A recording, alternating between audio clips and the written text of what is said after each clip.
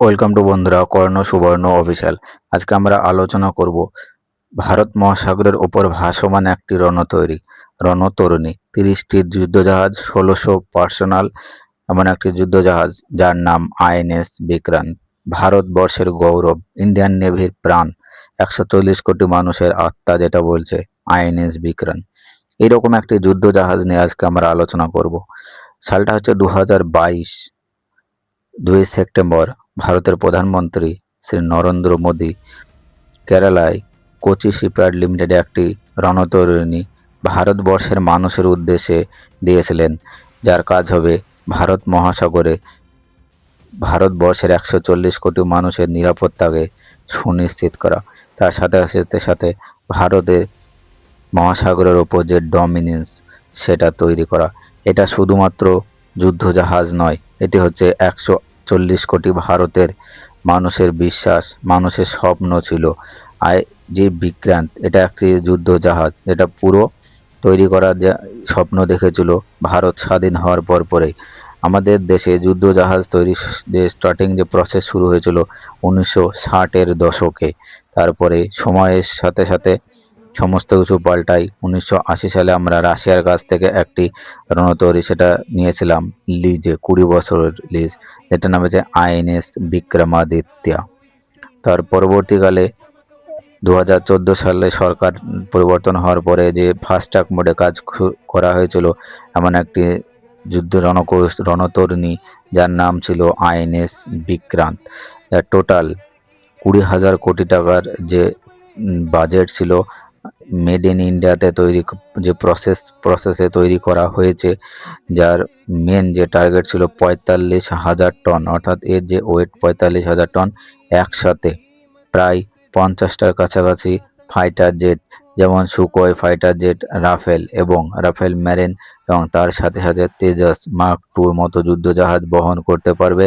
প্রায় 200-র কাছাকাছি attack helicopter, air defence system, missile, Barak missile, BrahMos missile লিস, এইরকম একটি যুদ্ধজাহাজ। অর্থাৎ যে কোনো দেশের কে পরাজিত করতে একটা মাত্র যুদ্ধজাহাজই যথেষ্ট। এইরকম একটি যুদ্ধজাহাজ আমাদের ভারতবর্ষে রয়েছে। ইন্ডিয়ান নেভিতে আইএনএস বিক্রান্ত হচ্ছে দ্বিতীয় পজিশন।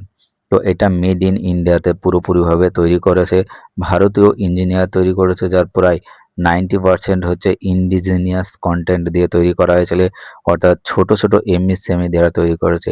এই যে যুদ্ধজাহাজ তৈরি করতে গিয়ে প্রায় 20,000 মানুষ সরাসরি চাকরি পেয়েছে।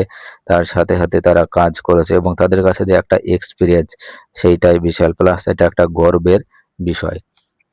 তো এখন আমরা জানবো আমাদের কেন দরকার হলো আইএনএস বিক্রান্তের। তোমরা জানো, যত ক্রমবর্ধমান দিন যাচ্ছে এবং ভবিষ্যতের দিকে আমরা যত যাচ্ছি, ভারত একটি শক্তিশালী রাষ্ট্রে পরিণত হচ্ছে। ভারতের অর্থনীতি বৃদ্ধি পাচ্ছে। এর সাথে সাথে ভারতের কাছে যে ভারত মহাসাগরের একটা বিশাল বড় সামুদ্রিক বাউন্ডারি রয়েছে, অর্থাৎ ইন্ডিয়ায় আমাদের টোটাল সামুদ্রিক বাউন্ডারি হয়েছে প্রায় 7,500 কিলোমিটার।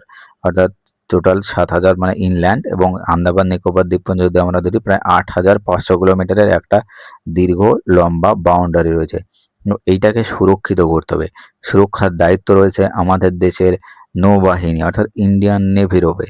তো নেভির ওপর তার সাথে সাথে অর্থাৎ ইন্ডিয়ান নেভির যে চাহিদা অনুযায়ী সরকার যে তৈরি করে দিয়েছে একটি রণতরী যার নাম আইএনএস বিক্রান্ত।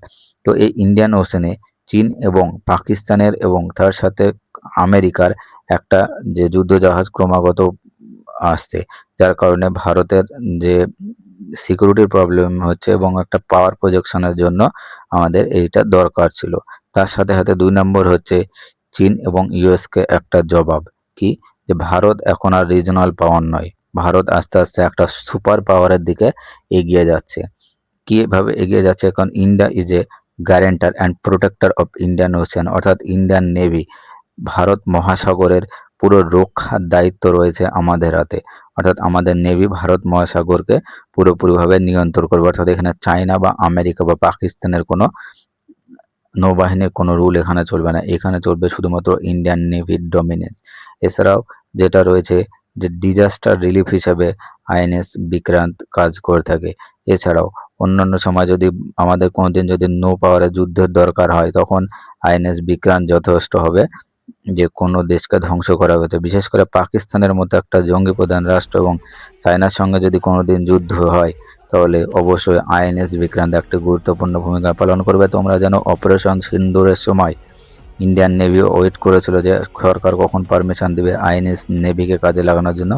তো ইন্ডিয়ান নেভির যুদ্ধের সময় যে ভূমিকা খুবই কম ছিল, সবথেকে বেশি ভূমিকা পালন করেছিল তোমার হচ্ছে ইন্ডিয়ান আর্মি এবং ইন্ডিয়ান এয়ার ফোর্স। তো এইখানে কতগুলো ফাইটার জেট রয়েছে, প্রায় 50টার কাছাকাছি ফাইটার জেট। আর বর্তমানে যে রাফাল যে মারিন কেনা হচ্ছে সেই ফাইটার জেটটাও কোথায় লেস করা হবে, সেটা আইএনএস বিক্রান্তে। তাছাড়াও যে মিসাইল বলতে বারাক 8 যেটা ইন্ডিয়া এবং ইসরায়েল কো ডেভেলপমেন্ট এবং কো প্রোডাকশন করছে, তার সাথে সাথে AK-600 মেশিন গান করা হবে এবং AK-600 মেশিন গানও রয়েছে। BrahMos cruise missile, hypersonic missile লেজ করা হয়েছে। এছাড়াও আইএনএস বিক্রান্তের যে প্রোটেক্টরের জন্য আশেপাশে টোটাল 6টি যুদ্ধ জাহাজ একে লেজ করে থাকবে এবং তার সঙ্গে সাবমেরিন রয়েছে অ্যাজ এ প্রোটেক্টর হিসাবে। আইএনএস বিশাল শুধুমাত্র ভূরাজনীতির হিসেবে গুরুত্ব যদি আমরা দেখি, আইএনএস বিক্রান্তের গুরুত্ব অপরিসীম। কারণ এটা শুধুমাত্র একটি যুদ্ধ জাহাজ নয়, এটা হচ্ছে একটি বিশ্বাস যে ইন্ডিয়ার কাছে এত বড় শক্তি রয়েছে এবং ভারত মহাসাগরের রক্ষক হিসেবে একটা যে প্রজেকশন, পুরো বিশ্ব ভারতকে মানবে যে হ্যাঁ ভারত হচ্ছে ভারত মহাসাগরের রক্ষক হিসাবে কাজ করবে। এবং এই ভাইটার যে স্পিড 30 নটিক্যাল মাইল, প্রত্যেক ঘন্টায় 30 নটিক্যাল মাইল পর্যন্ত যেতে পারবে এবং একসাথে প্রায় 3000 ইন্ডিয়ান নেভি পার্সোনাল এখানে ডিপ্লয়মেন্ট হবে। তাছাড়াও তোমাদেরকে তো বললাম অনেক কিছু। এই যে আইএনএস বিক্রান্তের সঙ্গে গভর্নমেন্ট আর একটা নতুন যে লঞ্চ করবে সেটা আইএনএস বিশাল, এর থেকে বড়, যেটা হবে 65,000 মেট্রিক টন। এখানে একসাথে প্রায় 100-র উপরে ফাইটার জেট, 200-র কাছাকাছি হেলিকপ্টার এবং 5,000 পার্সোনাল একসঙ্গে থাকতে পারবে। না আইএনএস বিক্রান্ত এবং ভারত সরকারের যে মেন 3টে যুদ্ধ রণতরণী তৈরি করার কথা রয়েছে, তার মধ্যে যদি 2টো অপারেশনাল হবে এবং একটা মেনটেন্যান্স হবে। কারণ তোমরা জানো এত বড় একটা যুদ্ধ জাহাজ যখন মেনটেন্যান্সে যায় অনেকটা টাইম লাগে। তো 1971 সালে যে আইএনএস বিক্রান্ত নামক একটা যুদ্ধ জাহাজ, যেটা নাম অনুসারেই এইটার নাম রয়েছে। তো আমাদের দেশের যে এটা একটা গৌরব, কারণ এই ধরনের যে যুদ্ধ জাহাজ সব দেশের কাছে নেই। রয়েছে America, China, France, England, Russia, India, অর্থাৎ বিশ্বের ইন্ডিয়া হচ্ছে 6 নম্বর দেশ। তোমরা জানো যে জাপানের মতো একটা উন্নত দেশেও কিন্তু নেই।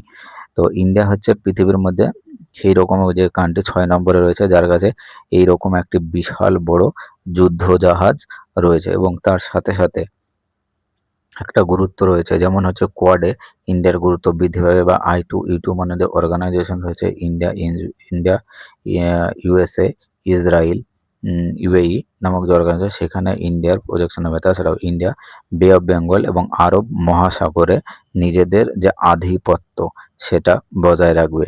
তো বন্ধুরা, ভালো লাগলে চ্যানেলটিকে লাইক এবং সাবস্ক্রাইব করে দাও। জয় হিন্দ।